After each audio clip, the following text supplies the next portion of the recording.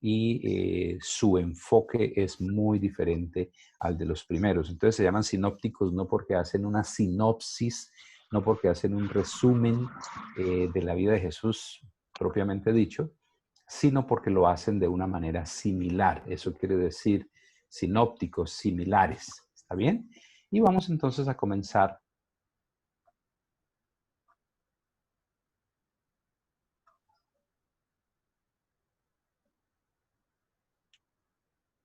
con el Evangelio de San Mateo. ¿Okay? Comencemos hablando acerca de... tenemos evidencias al interior del Evangelio en favor de la autoría de Mateo. No nos vamos a referir a las evidencias externas. Ustedes pueden leerlo en el material que han recibido o van a recibir. ¿Okay? Entonces, alguien que no haya hablado todavía quisiera decirme cuál era la profesión de Mateo antes de que Jesús lo llamara para ser su discípulo, su apóstol.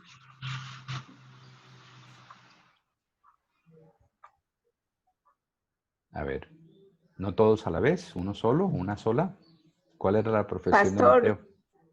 la profesión de San Mateo, él era o sea, recaudador de Sí, impuestos. muy bien, recaudador de impuestos, llamado también publicano, ¿cierto? Y Sí, señor. no eran precisamente las personas de mejor reputación, ni los más simpáticos, todo lo contrario, la gente los odiaba porque los consideraba traidores, vendepatrias, ¿no?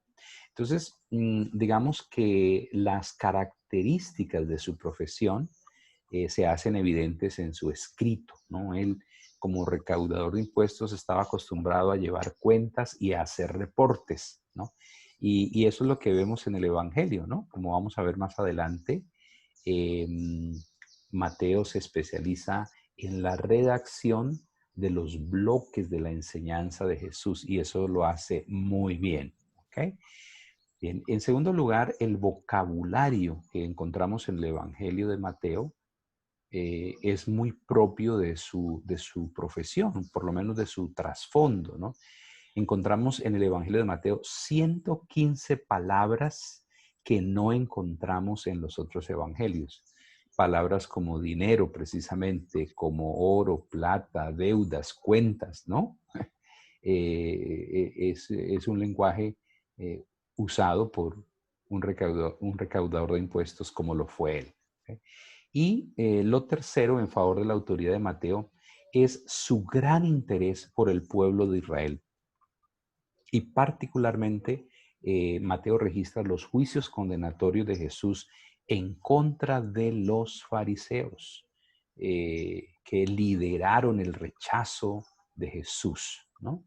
Entonces, sí, Mateo como buen judío era celoso de Dios y por lo mismo entonces le chocaba todo el rechazo que Jesús recibió, particularmente por parte de los líderes religiosos de los judíos.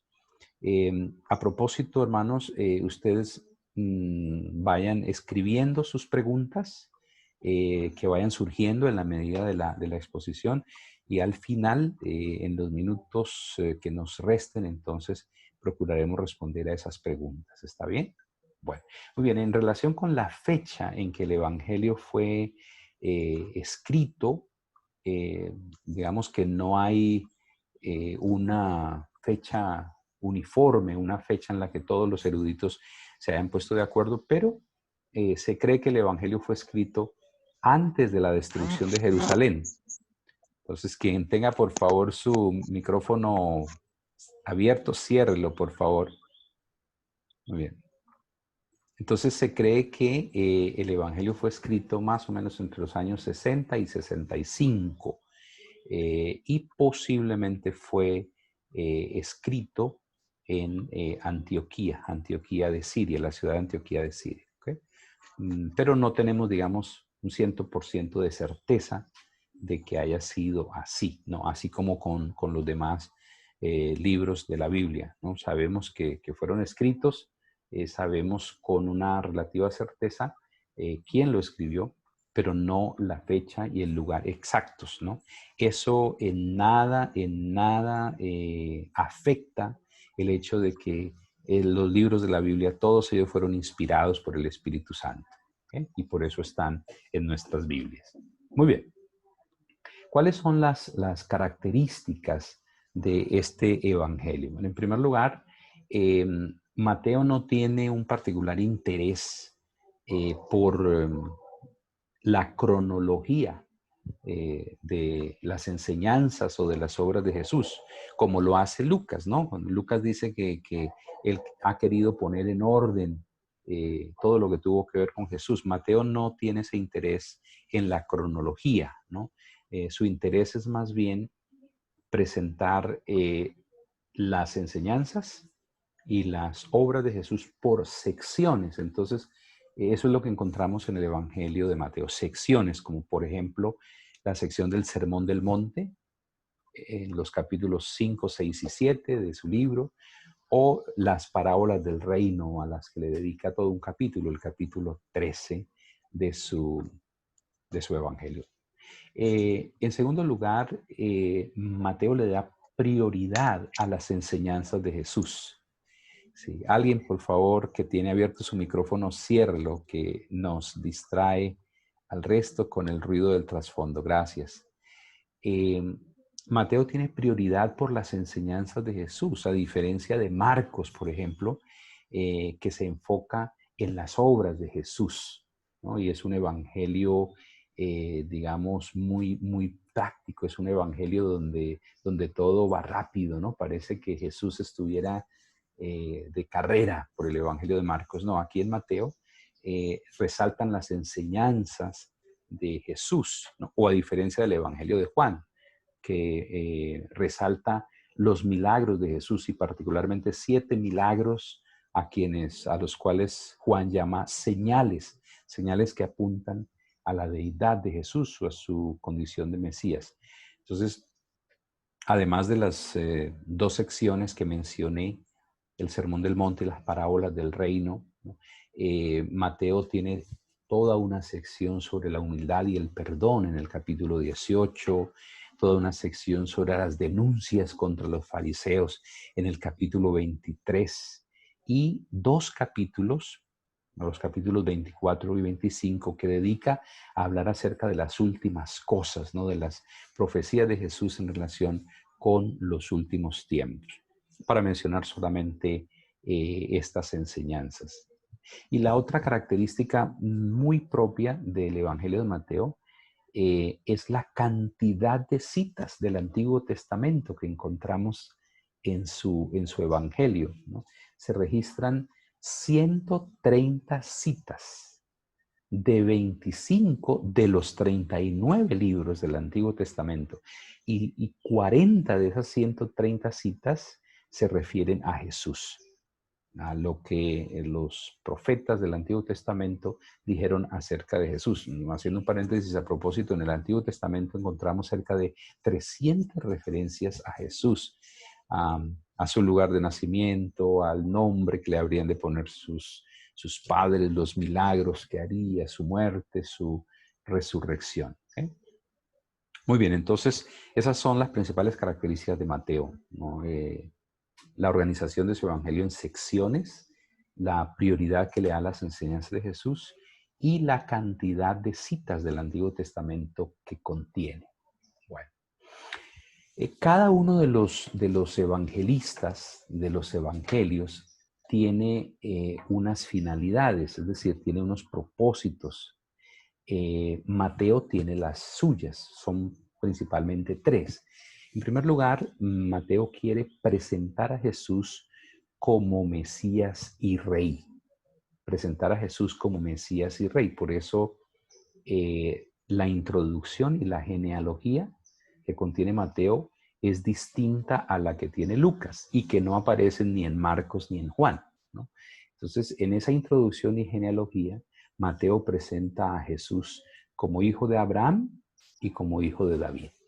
Abraham, el padre del pueblo judío, y David, quien era el referente para los judíos, ¿no? Como el hombre conforme al corazón de Dios, como el rey, ¿no? Como el prototipo, el paradigma de rey, ¿no? Entonces, eso es propio de Mateo. A propósito, en la genealogía de Mateo eh, aparecen los nombres de 4 mujeres, que eso es muy propio de Mateo, no aparece en ningún otro evangelio ni en ningún otro libro de la Biblia. 4 mujeres hacen parte de la genealogía de Jesús e interesantemente todas ellas son extranjeras y no precisamente mujeres de buena reputación, ¿no? Entre ellas están Ruth, está Betsabé, la mujer de Urías, y está también eh, a la mujer que se dedicaba a la prostitución en Jericó, ¿recuerdan? ¿Recuerdan el nombre de esta mujer? ¿Okay? Entonces, ellas figuran en la genealogía de Jesús. ¿Qué nos quiere enseñar? Es exactamente, muy bien, Rab. ¿Qué nos quiere enseñar Mateo al incluir a estas 4 mujeres?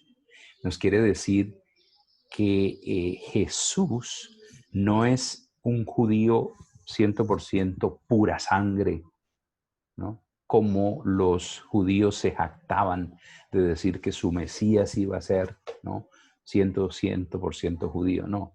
Como alguien ha dicho, Jesús tomó su sangre de toda la humanidad, porque dio su sangre por toda la humanidad, ¿no? Ese es el principio teológico que hay detrás de ese hecho. Y la otra lección que nos quiere dar eh, Mateo, con la inclusión de estas 4 mujeres extranjeras de no muy buena reputación, es que al fin y al cabo el Evangelio es gracia. De gracia recibimos, de gracia vamos, ¿no? Y como Jesús lo enseñó durante toda su vida, Él vino a llamar no a justos, sino a pecadores al arrepentimiento. Bueno, pero ese era apenas un paréntesis. Eh, Además, para presentar a Jesús como Mesías y Rey, Mateo incluye en su evangelio el relato de los sabios de Oriente o de los que conocemos más bien como los 3 reyes magos, que no aparecen en los otros evangelios, ¿no? Y ellos precisamente buscan al rey de los judíos. Entonces él incluye ese relato para hacer énfasis en Jesús como el rey. Disculpen, hermanos, el movimiento de la cámara aquí. Eh, Además, la inclusión de las citas del Antiguo Testamento, como ya mencioné, 130 citas, 40 de ellas en relación con Jesús, lo hace porque su evangelio se dirige a una audiencia judía. Y para los judíos era muy importante que se les justificara lo que se estaba diciendo a partir de las escrituras del Antiguo Testamento. Mateo además relaciona las enseñanzas de Jesús y de Moisés, y particularmente lo hace en el Sermón del Monte, ¿no? Por eso en el Sermón del Monte, particularmente en el capítulo 5, encontramos toda una sección, ¿no? En la que Jesús usa esta fórmula: oíste que fue dicho, mas yo os digo, ¿no? Oíste que fue dicho, ¿no?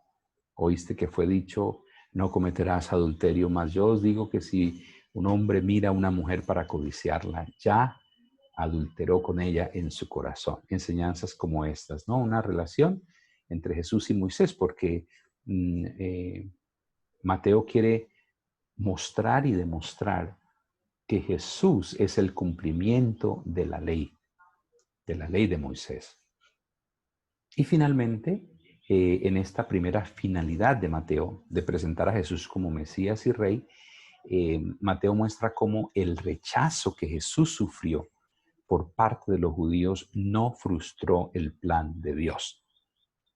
Y en eso está de acuerdo con Juan, cuando dice, a los suyos vino y los suyos no le recibieron.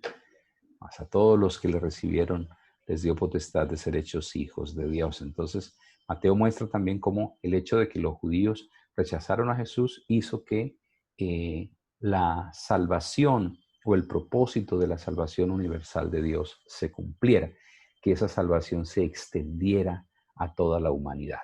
¿Ok? Entonces, téngalo en cuenta. Primera finalidad de presentar a Jesús como Rey.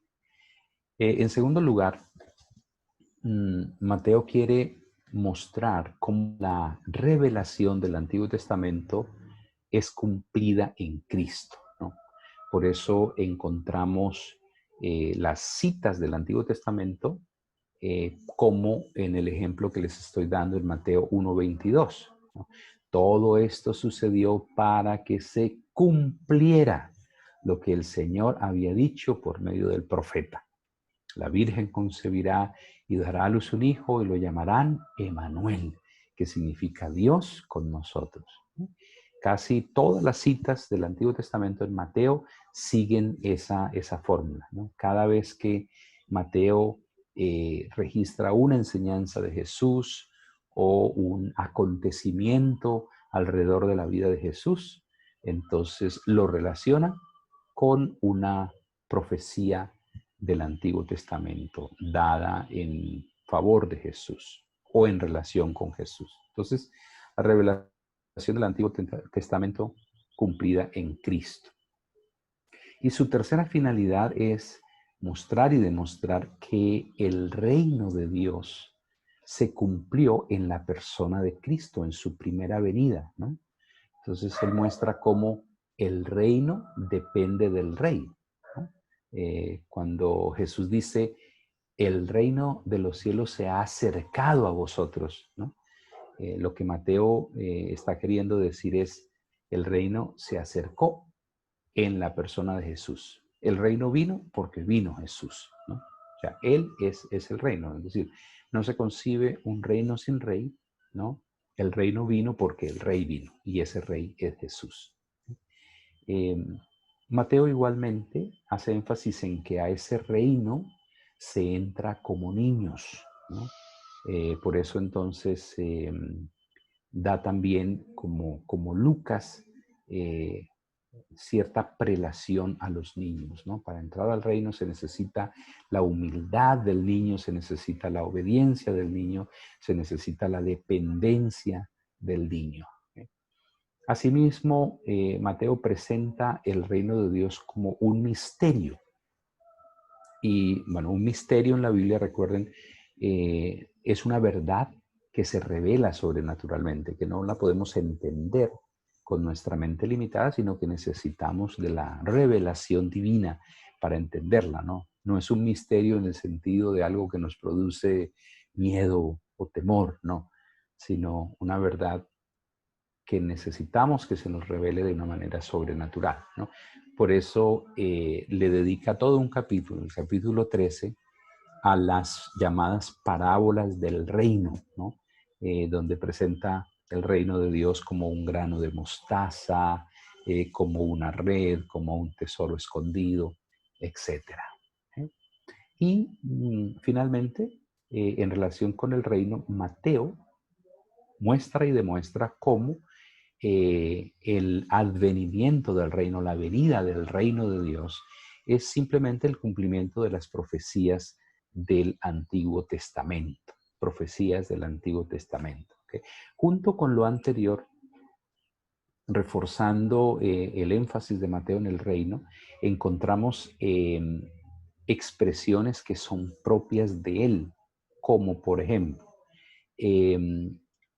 Mateo prefiere usar la expresión reino de los cielos.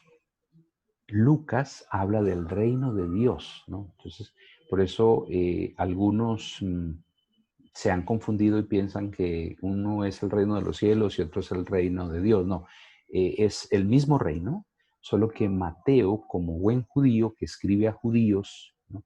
Recuerden que los judíos no pronuncian el nombre de Dios, porque para ellos es tan sagrado que no puede ser pronunciado por labios humanos de pecadores. Entonces, Mateo prefiere hablar del reino de los cielos en lugar de hablar del reino de Dios, ¿no? Entonces, valga la aclaración, reino de los cielos y reino de Dios es la misma cosa, solo que Mateo, por escribir a una audiencia judía, entonces prefiere usar la expresión cielos en lugar de Dios. La otra expresión muy propia de Mateo es hijo de David, porque como dijimos en la primera finalidad, Mateo quiere presentar a Jesús como Mesías y Rey, ¿no? Marcos habla de Jesús como siervo y Lucas habla de Jesús como el Hijo del Hombre, ¿no? Porque sus finalidades son distintas, ¿no? Y valga la pena aquí otro paréntesis, hermanos, para decirles, los evangelios no se contradicen como algunos piensan, ¿no? Pues alguien pudiera decir, pero mire, Mateo dice que Jesús es el hijo de David y Marcos dice que es el siervo y Lucas dice que es el hijo del hombre. Entonces, ¿qué es? Bueno, es todo eso. Entonces, los evangelios no se contradicen, se complementan, ¿no? Por eso, por ejemplo, cuando hablamos de las famosas 7 palabras pronunciadas por Jesús en la cruz, que no fueron palabras, fueron frases completas, fueron declaraciones, expresiones de su sufrimiento, eh, todas esas palabras las obtenemos al combinar el relato de los 4 evangelios.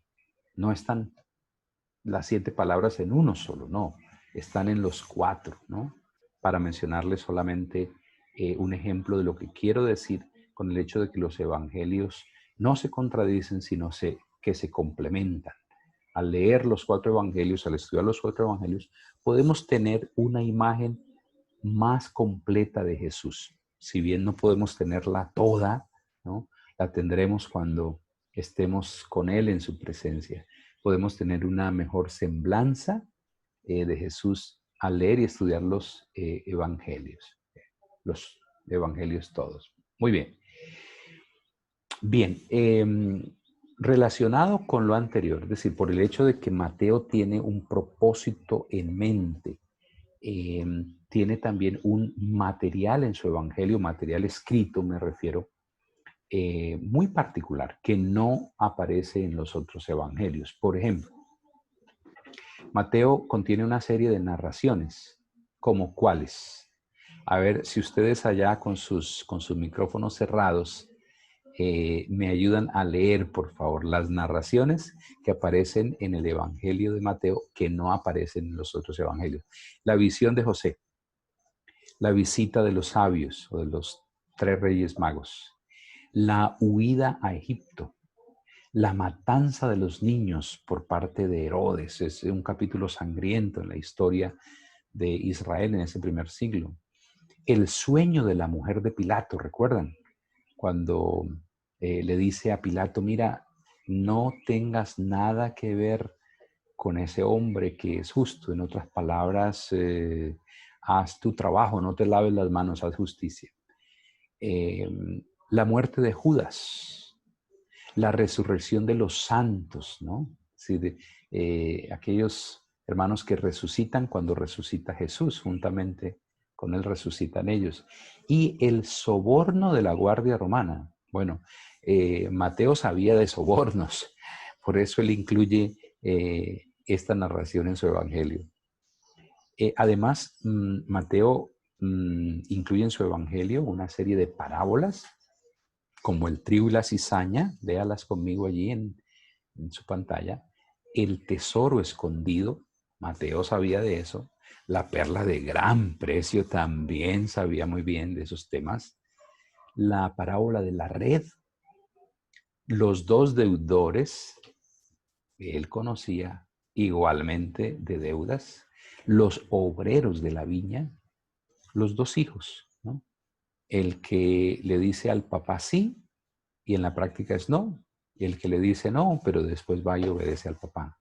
Las bodas del hijo del rey, la parábola de las 10 vírgenes, las 5 sensatas y las 5 insensatas, y la parábola de los talentos. Fíjense que casi todas estas parábolas tienen que ver con dinero, tienen que ver con ese tema que manejaba Mateo por su trasfondo, ¿no? De paso, Dios usó a cada uno de los escritores del Antiguo Testamento, de acuerdo con su trasfondo, para que vertieran el mensaje que Él quería dejar para nosotros, ¿no? Y de paso, hermanos, Eso hace el Señor con nosotros. Él no nos anula. Él usa lo que somos, lo que traemos, nuestro pasado, nuestra profesión, lo que tenemos, ¿no? Lo que sabemos, lo usa para cumplir su plan, su propósito con cada uno de nosotros. Mateo también contiene por lo menos 3 milagros que no mencionan los otros evangelios.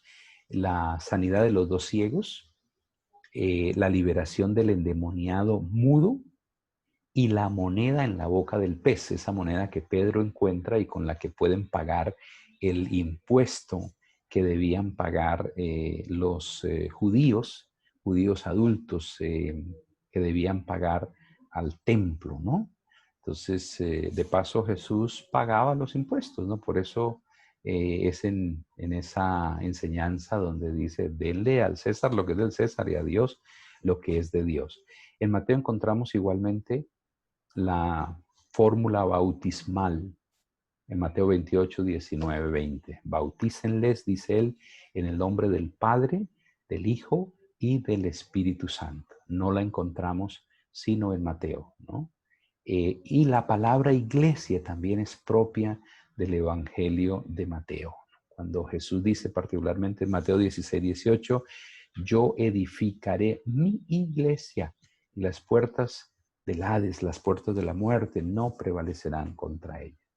Bueno, muy bien. Entonces, vamos que eso es lo peculiar en Mateo, lo que lo hace distinto de los demás evangelios.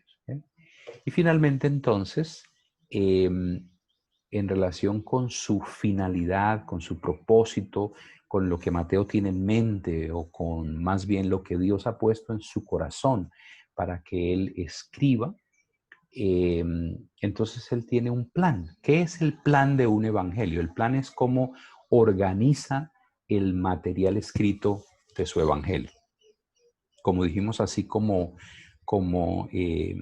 Marcos organiza su evangelio presentando las obras de Jesús en movimiento todo el tiempo. Jesús va de un lugar a otro.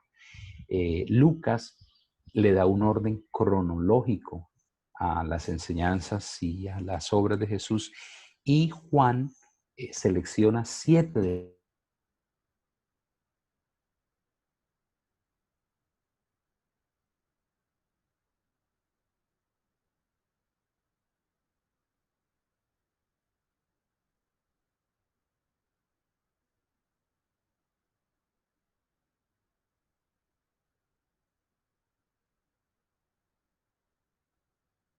con la frase desde aquel tiempo.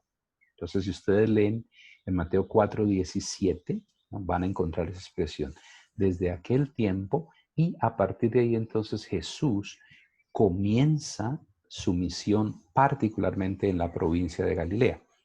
Por eso algunos han llamado a esa parte de la vida de Jesús la misión Galilea de Jesús, ¿no? Otros se refieren a ese año en la vida de Jesús, en la vida ministerial de Jesús, como al año de popularidad, ¿no? Por los milagros que hizo, las enseñanzas que dio, la cantidad de gente que le seguía. Y el otro gran movimiento que vemos en Mateo arranca a partir del capítulo 16, versículo 21, donde igualmente encontramos la expresión desde aquel tiempo, ¿no? Y comienza entonces la pasión de Jesús, la que le conduce finalmente a la cruz, ¿no? Entonces, tengamos en cuenta estos dos grandes movimientos en el Evangelio de Mateo, que hacen parte de su plan, de la manera en que él organiza su material literario. Y la otra característica, como ya lo habíamos mencionado, son las grandes secciones, ¿no? Particularmente 6 narraciones seguidas por un discurso que terminan con la frase, aconteció cuando Jesús acabó estas palabras. Entonces, ¿cuáles son esas 6 grandes secciones? Capítulos 3 al 7, capítulos 8 al 10, capítulos 11, 2 a 13, capítulos 14 a 18, capítulos 19 a 23 y capítulos 24 a 25, que pues por razones de tiempo, como es apenas obvio, no vamos a mirar en detalle, ¿no? Ustedes tienen, hermanos, en las últimas páginas de su material, el análisis del Evangelio, ¿ok? Es decir, estas secciones aparecen ya entonces de una manera mucho más detallada. No las vamos a mirar aquí, pues por razones de tiempo, pero yo espero que ustedes lo hagan esta semana y espero también que respondan a las preguntas que aparecen, que aparecen al final de su material, ¿ok? Bueno, muy bien, entonces tenemos unos minutos finales porque a las 9 ya tenemos la siguiente escuela, tenemos unos minutos finales para preguntas o inquietudes que ustedes tengan. Entonces voy a dejar de compartir esta pantalla y les escucho. Si tienen preguntas, abran su micrófono y háganla con toda libertad. ¿Okay? Muy bien. Adelante, hermanos.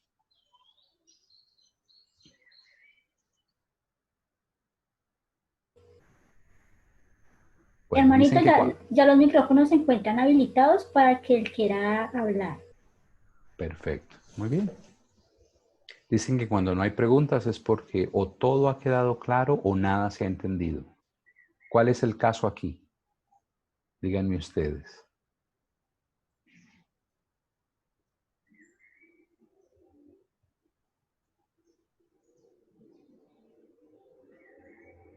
Bueno, muy bien. Entonces yo les pregunto a ustedes.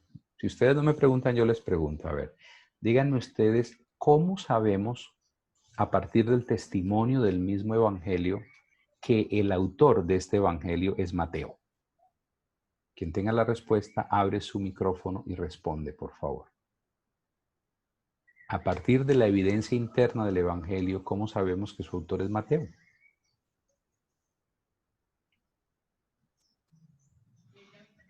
Carlos, Pastor, adelante. Sí. pastor, pues se sabe, pues por la evidencia interna, se sabe que cuando él escribe, cuando él redacta, es todo con como un republicano, un expublicano, De acuerdo. expublicano. Eso sí, no Entonces, republicano, es otra cosa, ¿no? sí, Sí, no. sí, un expublicano. Publicano, de acuerdo. Sí, Entonces, es perfecto. mucho señalando con el dinero, con el oro, con la plata, deudas, cuentas, Muy los bien, cambios de dinero que daba. Entonces, perfecto. por eso es que es una de las evidencias internas. Muy bien, perfecto. Por el vocabulario que usa que apunta a su profesión antes de que Jesús le llamara a ser uno de sus apóstoles. Muy bien, perfecto. Otra característica que apunta a Mateo como el autor de este evangelio.